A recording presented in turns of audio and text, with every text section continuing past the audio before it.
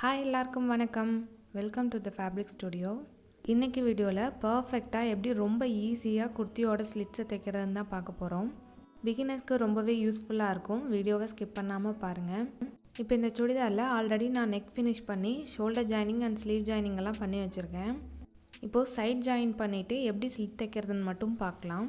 Front and back ரெண்டோட கிளாத்தையும் right side ஒன்றா இருக்க மாதிரி வச்சுட்டு ஹிப் ரவுண்ட்லேருந்து மேலே ஸ்லீவ் வரைக்கும் நீட்டாக பின் பண்ணிக்கிறேன்.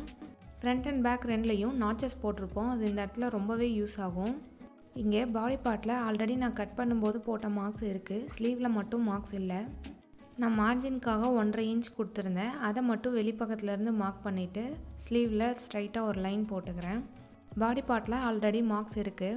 இப்போ இந்த சைட் ஜாயினிங் பார்த்திங்கன்னா இந்த ஹிப் ரவுண்ட் இருக்கு இல்லையா, அது வரைக்கும் மட்டும்தான் நம்ம தைக்க போகிறோம். இந்த சுடிதாரை எப்படி சாம்பிள் டாப் வச்சு கட் பண்ணுறதுன்னு ஆல்ரெடி ஒரு வீடியோ போட்டிருக்கேன். அந்த வீடியோவோட லிங்க்கை ஐ பட்டன்லேயும் டிஸ்கிரிப்ஷன் பாக்ஸ்லேயும் கொடுக்குறேன், செக் பண்ணி பாருங்கள். இப்போ நம்ம சைட் ஜாயினிங் பண்ணிட்டுருக்கோம். மேலே இருந்து ஸ்லீவ்ஸ்லேருந்து கீழே ஹிப் ரவுண்ட் வரைக்கும் ஒரு தடவை தைச்சிட்டேன். எகெயின் இப்போ போட்ட தையல் மேலேயே இன்னொரு டபுள் ஸ்டிச் போட்டுக்கோங்க. இப்போ இந்த சுடிதாரில் மேலே ஃபுல்லாக சைட் ஜாயின் பண்ணிட்டோம். இப்போது ஹிப் ரவுண்டுக்கு கீழே ஸ்லிட் தைச்சிடலாம். ஹிப் ரவுண்டில் மட்டும் 1 இன்ச்சுக்கு மேலே நீங்கள் மார்ஜின் கொடுக்காதீங்க. 1 இன்ச் மட்டும் கொடுத்தீங்கன்னா உங்களுக்கு ஸ்லிட் ரொம்பவே சிம்பிளாக நீட்டாக வந்துடும்.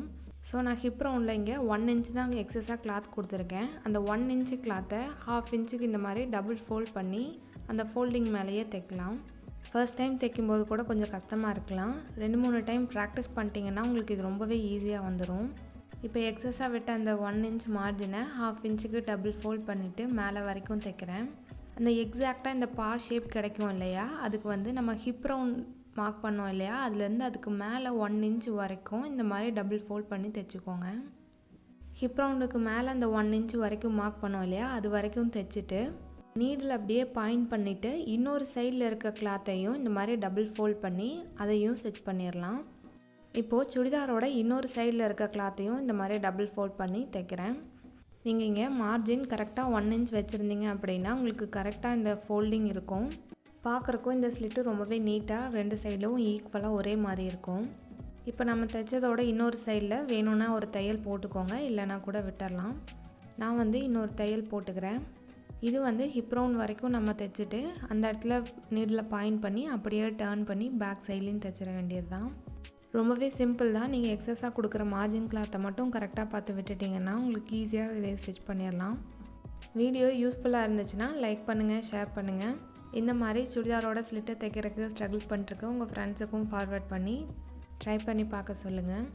மறக்காமல் தி ஃபேப்ரிக் ஸ்டுடியோ சேனலை சப்ஸ்கிரைப் பண்ணிக்கோங்க. இப்போது சுடிதாரோட 2 சைட்லேயும் ஸ்லிட்டை தைச்சாச்சு. ஹிப் ரவுண்ட் கிட்ட அந்த நீட்டாக அந்த பா ஷேப் நம்மளுக்கு கிடச்சிடுச்சு. கீழே இருக்க அந்த ஓப்பன் ஸ்லிட்டும் பார்த்தீங்கன்னா நீட்டாக ஸ்ட்ரைட்டாக இருக்குது.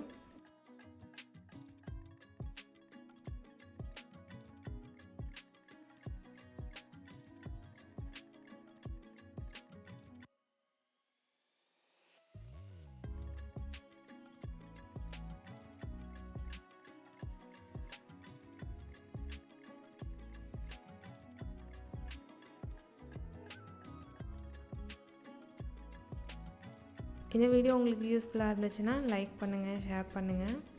வீடியோவை கடைசி வரைக்கும் பார்த்ததுக்கு நன்றி. தேங்க்ஸ் ஃபார் வாட்சிங்.